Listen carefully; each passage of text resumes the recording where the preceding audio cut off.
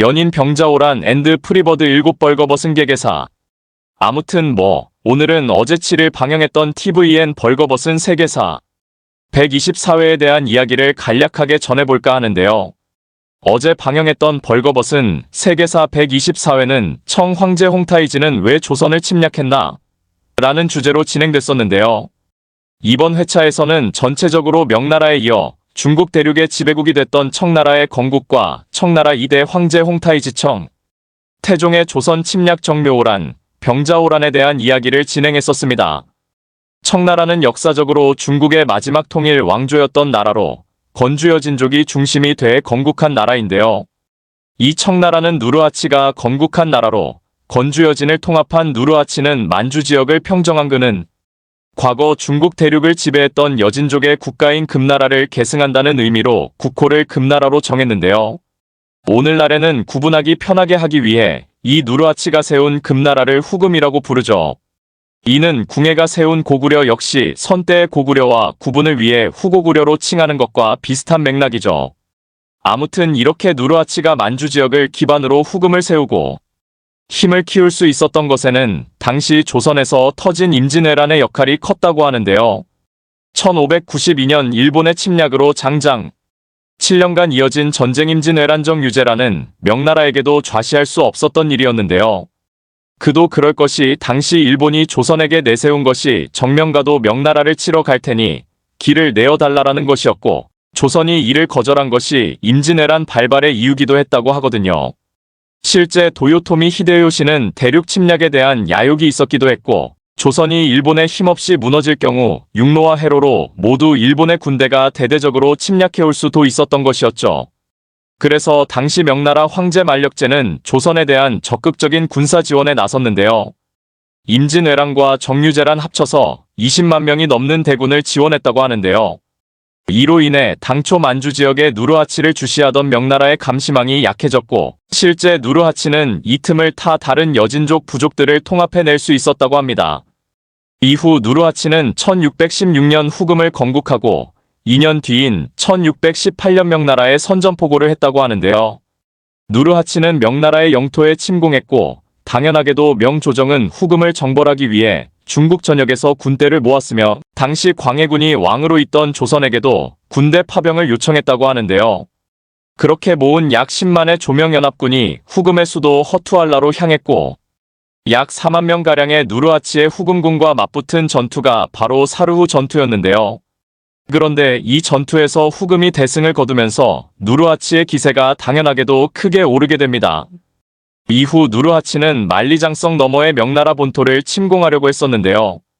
그렇지만 명나라에게도 명나라 최후의 명장이라 불리는 원숭환이 있었는데요.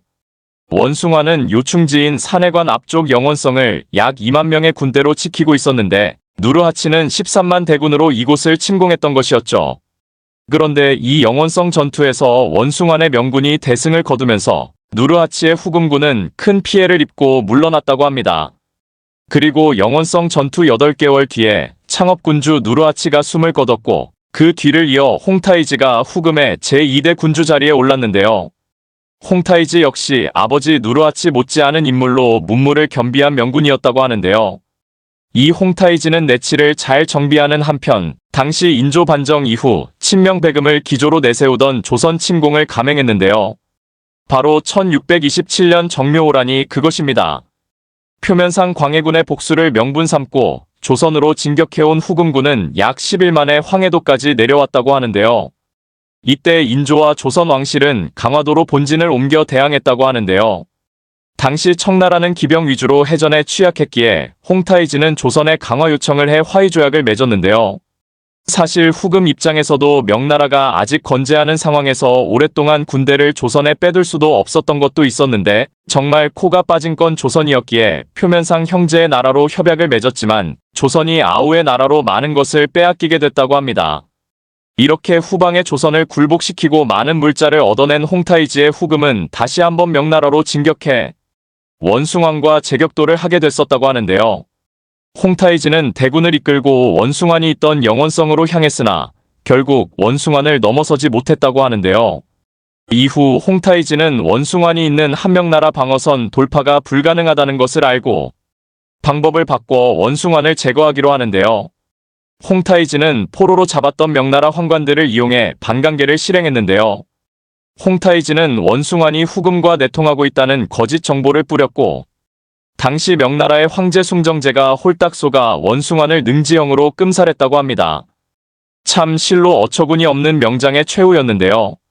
그렇게 명나라 최후의 명장 원숭환이 어이없게 죽음을 맞이한 후, 이에 크게 실망한 명나라의 많은 장수들이 후금에 투항하는 일들이 벌어졌고, 홍타이지는 후금의 영토를 크게 확장하는데 성공했다고 하며 1636년 국호를 후금에서 청으로 바꾸고 황제국임을 선포했다고 합니다. 그리고 이듬해 홍타이지의 청나라 군대가 다시 한번 조선으로 넘어오는데요.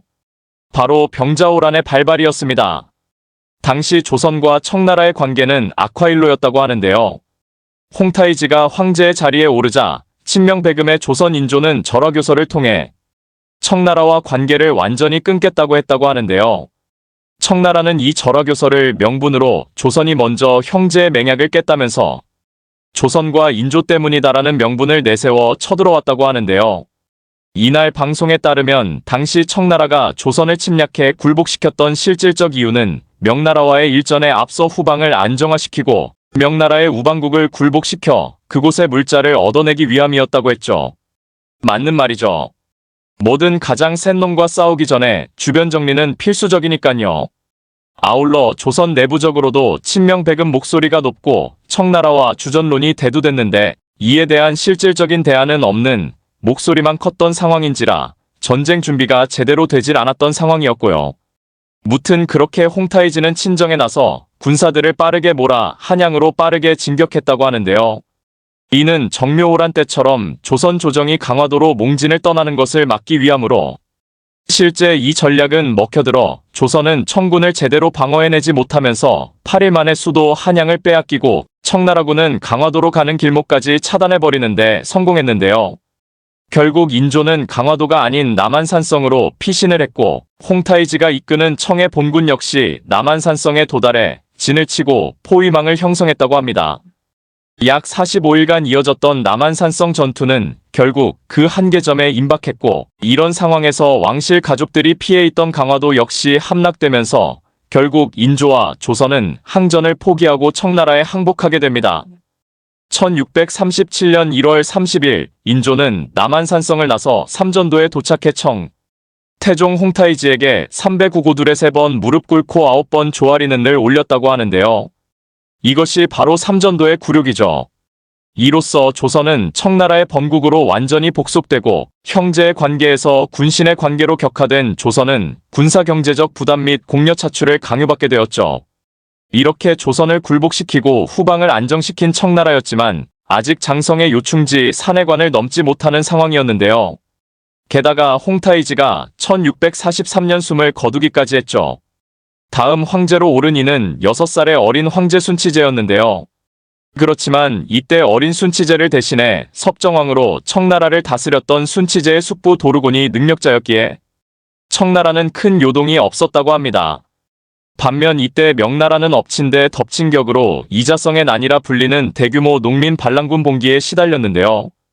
결국 명나라는 1644년 이자성의 군대에 의해 수도 북경이 함락되고 마지막 황제였던 숭정제는 자결로 생을 마감하면서 금영운을 다하는데요. 이렇게 이자성의 난으로 명나라가 명한 후 산해관을 지키고 있던 명나라 장군 오삼계는 산해관의 문을 열고 청나라에 항복했다고 하는데요. 그렇게 열리지 않던 장성문을 열게 된 청나라는 투항한 오삼계를 앞세워 매서운 기세로 북경으로 진격해 이자성의 군대를 박살내고 중국 대륙을 장악하고 주인으로 등극하게 됐죠. 다시 조선의 이야기로 돌아와서 당시 청나라가 병자호란 이후 조선에서 수탈해간 이른바 공려는 평민이든 양반이든 신분고하를 막론하고 다양했다고 하는데요. 청나라는 명나라 멸망 후 이들에 대한 기념 속환을 실시해 많은 공려들이 조선으로 돌아왔는데요. 문제는 당연한 소리지만 나라에서 지켜주지 못했던 그 여성들이 끌려가 여러 치욕을 당하는 것을 피할 수 없었는데 그렇게 돌아온 여성들에게 정절을 지키지 못한 더러운 여인들이라 멸시하면서 이른바 환양녀라 불렀다고 하는데요. 당시 조선 조정에서는 이 문제를 해결하기 위해 청나라에서 돌아온 여인들이 홍제원 냇물에서 목욕을 하면 다시 깨끗해진 것으로 간주한다고 선언하면서 일종의 캠페인을 벌였으나 정작 그것을 솔선수범해야 할 영의정이었던 장유부터 내 며느리 정조 잃었으니 이혼허가 해달라고 했을 정도니 참 의미 없던 행위였던 것이었죠. 참 요즘 이스라엘 팔레스타인 예나 지금이나 전쟁을 보더라도 결국 가장 큰 피해를 보고 실질적인 고통을 받는 것은 민초들이라는 생각이 드네요. 이덕일 소장이 본 정묘병자호란 앤드 임승재. 시대착오적 인조 정권 조선 망국의 길로 이끈 원흉. 인조는 태어나지 말았어야 했어요. 정묘병자호란은 사실상 인조 반정이 부른 비극이었습니다. 인조 반정은 서인 일파가 정권을 장악하려고 광해군, 그러니까 자신들이 모시던 왕을 내쫓기 위해 벌인 쿠데타입니다. 그들에겐 명분이 필요했죠. 숭명반청 숭명배금 오랑캐 나라인 금나라를 배격하고 명나라를 숭배하는 사대주의, 그래서 나온 겁니다. 그것은 분명히 시대착오적인 것이었어요. 역사평론가 이덕일 51가람역 사문화연구소장이 인조시대를 바라보는 평가는 냉혹했다. 그에게 당시 지배층은 조선을 망국의 길로 이끈 원흉일 뿐이었다. 그는 조선은 결국 청나라에 2번이나 처참한 패배를 당해야 했다며 서인들은 나라를 망친 장본인들이라고 신랄히 비판했다. 국사가 필수 과목이 된다는데 물론 좋은 일이죠. 하지만 그 전에 역사가 제대로 서술돼야 합니다. 그는 인조 반정 이후 조선이 멸망할 때까지 집권 세력으로 군림하던 노론은 1910년 한일 강제합병 나라를 팔아먹는 일에 대거 참여했다며 그 결과 일제강점기 다시 한국 사회의 지배층이 된 노론 일파의 학자들이 역사학계를 장악하게 됐다고 선을 그었다. 그가 맹렬히 비난하는 조선 후기 집권 세력인 노론 정파는 인조 반정을 주도한 서인에 그 뿌리를 두고 있다. 인조 반정은 정묘병자호란의 원인이자 먼 훗날 조선의 운명을 결정짓는 비극의 씨앗이었다는 게 이덕일 소장의 얘기다. 조선 전쟁사에서 가장 치욕적인 패배로 기록되는 양대호란을 그는 어떠한 시각으로 바라볼까? 그리고 오늘날 동북아의 패권을 쥐기 위해 세계 열강이 한반도를 둘러싸고 각축전을 벌이고 있는 상황에서 그는 과거 두 전쟁이 시사하는 바에 대해 어떠한 해석을 내놓을까? 지난 13일 오후 서울 마포구청 부근의 한가람역 사문화연구소에서 그를 만났다. 마침 그는 병자호란 이후 청나라의 속국이 된 조선을 일으키기 위해 북벌과 민생 안정을 주창했던 인물 백호 윤유에 관한 역사물을 집필 중이었다. 인터뷰는 2시간 가까이 진행됐다. 정묘병자호란은 왜 발생했다고 보나? 인조 반정부터 봐야 한다. 정묘병자호란은 일어나지 않을 수 있는 전쟁이었다는 점이다. 인조 반정은 율곡 이의를 뿌리로 둔 서인들이 일으켰다. 말이 반정이지 왕을 내쫓는 쿠데타였다. 내가 섬기는 왕은 오직 명나라 황제뿐이다. 그들의 논리는 이랬다. 조선 임금도 명나라 황제를 모시는 신하에 지나지 않았던 것이다. 광해군이 명나라 황제에게 불충을 저질렀다는 게 쿠데타의 명분이었다. 숭명반청 숭명배금은 큰 틀에서 후금과 전쟁하자는 얘기나 마찬가지였다. 그러면서도 전혀 싸울 준비를 하지 않았다. 인조 5년 결국 후금이 쳐들어왔고 조선은 처참하게 패했다. 그게 정묘호란이다. 그리고 불과 10년 뒤 인조 14년에 일어난 병자호란 때도 조선은 똑같은, 아니 그 전보다 더 치욕적이고 뼈아픈 패배를 당하게 됐다. 인조 반정이 조선의 운명을 바꿔놓았다는 것인가? 서인들은 나라를 망친 장본인들이다. 전쟁을 통해 지배 권력의 무능이 여실히 드러났다. 백성들은 신분제 완화 등 사회체제의 변화를 강력히 요구했다. 그러나 송시열 등 서인들은 이런 시대적 요구를 철저히 묵살했다. 오히려 성리학적 지배체제를 더 확고히 했다. 인조 반정은 조선이 과거로 역행하는 계기가 됐다. 임진왜란 때 남인 유성룡은 전란을 극복하기 위해 천민도 전공에 따라 신분 상승의 기회를 주는 면천법을 실시했다. 신분제의 틀을 뒤흔드는 것이었다. 농지를 많이 소유하면 세금을 더 많이 내게 하는 장미법 훗날 대동법도 내놓았다. 이런 개혁적인 정책을 통해 겨우 나라가 살아났는데 서인들이 그걸 거꾸로 되돌린 것이다. 인조는 어떻게 평가하나? 평가할 만한 게 없다. 태어나지 말았어야 했다. 마이너스 학계에서 인조 반정으로 폐위된 광해군을 재평가하고 있다. 광해군의 외교 능력은 탁월했다. 하지만 특정 정파인 북인만을 옹호했던 건 문제였다. 스스로 고립을 자초한 셈이었다. 더 결정적인 실수가 있었다. 바로 인목 대비 폐위 사건이다. 당시 유교사회에서 친자는 아니었지만 아들이 어머니를 폐위시키는 불효를 저지른 것이다. 결국 윤리 강상을 어지럽혔다는 것이 인조 반정의 빌미가 됐다. 마이너스 청나라의 인질로 끌려간 소현세자가 왕위에 올랐다면 조선은 달라졌을까? 쉽지 않았을 것이다. 이제 세상이 변했다. 청나라를 인정하자. 성리학 외에 또 다른 세계가 있다. 이런 생각을 했던 소현세자였다. 성리학을 신봉하고 있는 서인 집권 세력에서는 결코 용납할 수 없는 것이었다. 소현세자는 귀국 2달 만에 의문사했다. 거의 100% 독살이다. 만약 소현세자의 정책이 순조롭게 안착됐다고 가정하면 조선은 변했을 것이다. 하지만 서인에 의해 왕권이 극도로 약화된 정치 시스템에서는 불가능했을 것이다. 마이너스 강화도 함락이 항복의 결정타였다. 강화도의 험한 지형을 너무 믿은 것이다. 몽고는 고려와 30여 년간 전쟁을 벌였지만 끝내 강화도를 함락시키지 못했다. 그것만 믿고 전쟁 준비를 안 한 것이 화근이었다. 하지만 청나라는 조선을 침략하기 위해 많은 준비를 했다. 인조 반정이 성공한 뒤 논공행상에 불만을 품고 이괄의 난을 일으킨 세력과 광해군 밑에 있었던 인사들 중 일부가 청나라로 넘어갔다. 그들이 병자호란 때 길잡이 역할을 했던 것이다. 청나라 김하병은 인조가 강화도로 도망가지 못하도록 길목부터 막았다. 마이너스 전쟁이 터지면 왜 강화도가 주목을 받나? 강화도는 면적이 넓고 수운을 통해 조세를 걷어들일 수 있었다. 강화도에서 지배체제를 유지할 수 있었던 것이다. 강화도는 한반도의 물류 중심지로 서울과 통하는 길목이다. 과거 여러 전쟁을 보더라도 강화도는 지정학적으로 대단히 중요한 위치에 있다. 프랑스병인 양요와 미국 신미 양요이 침략한 곳도 강화도였다. 강화도에 전쟁 박물관이 하나 세워지면 현대인들에게는 큰 의미가 아닐 수 없을 것이다. 마이너스 무능한 정권이 전쟁을 부르는 것 같다. 그들에게 무능이란 말은 너무 좋은 표현이다.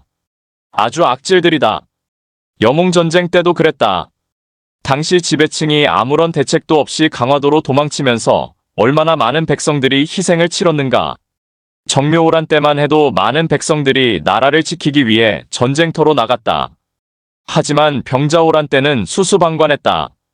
민심이 등을 돌린 것이다. 훗날 북벌론자인 윤유가 숙종에게 호패법의 문제점을 지적하며 올린 한 상소문을 보면 당시 조정에 대한 백성들의 원한이 얼마나 컸는지 알 수 있다.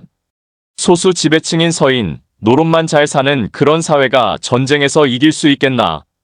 양반들은 아무런 병역 의무도 지지 않는데 백성들이 목숨 걸고 싸울 리 없다. 정치를 잘해야 한다. 오늘날도 마찬가지다. 사회 양극화가 심각하다. 옛날에는 자영농을 늘리는 게 맞다면 지금은 중산층을 두텁게 하고 하층민 복지를 위해 세금을 쓰는 게 맞다.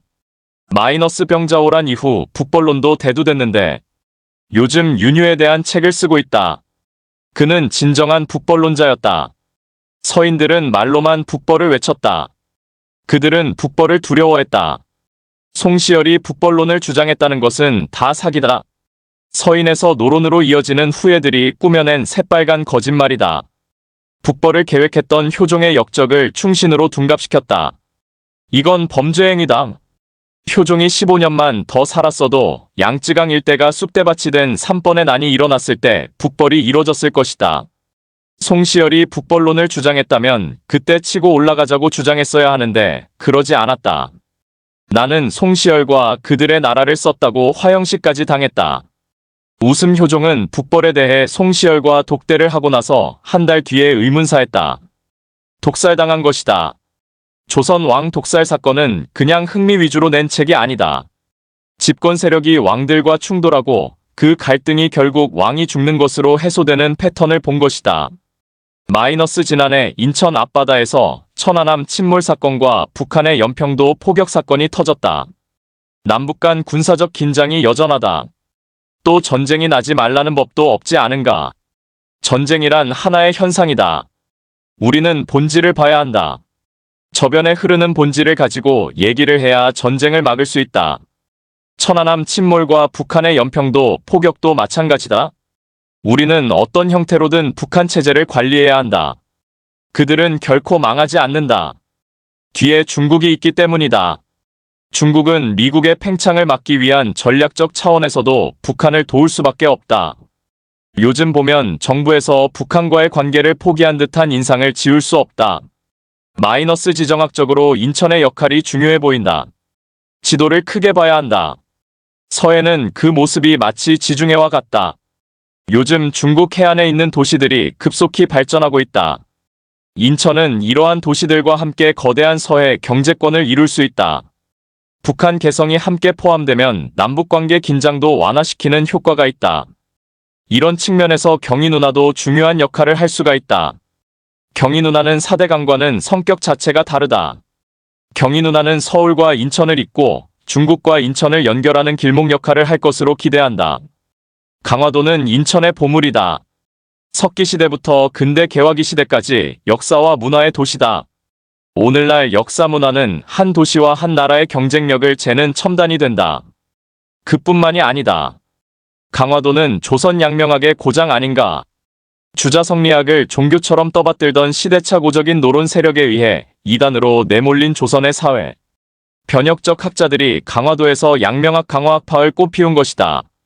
노론은 나라를 팔아먹는 친일 행각을 벌일 때 양명학자들은 항일운동에 뛰어들었다. 강화도는 그 정신을 계승해야 한다. 그야말로 한국학 국립센터가 강화도에 들어서야 한다. 마이너스 경인일보가 세계의 인천, 평화를 말하다란 제목의 연중기획을 진행 중이다. 한반도에서 전쟁이 일어나면 강화와 인천은 어김없이 전쟁터가 되어왔던 게 사실이다. 지금까지 우리는 한반도에서 일어난 전쟁을 전국적인 차원에서만 바라봤다. 우선 지역적인 관점에서 전쟁을 보는 시각이 좋다. 전쟁이란 주제를 가지고 지역적 관점에서 통시대적으로 일괄해 보려는 것은 최초의 시도일 것이다.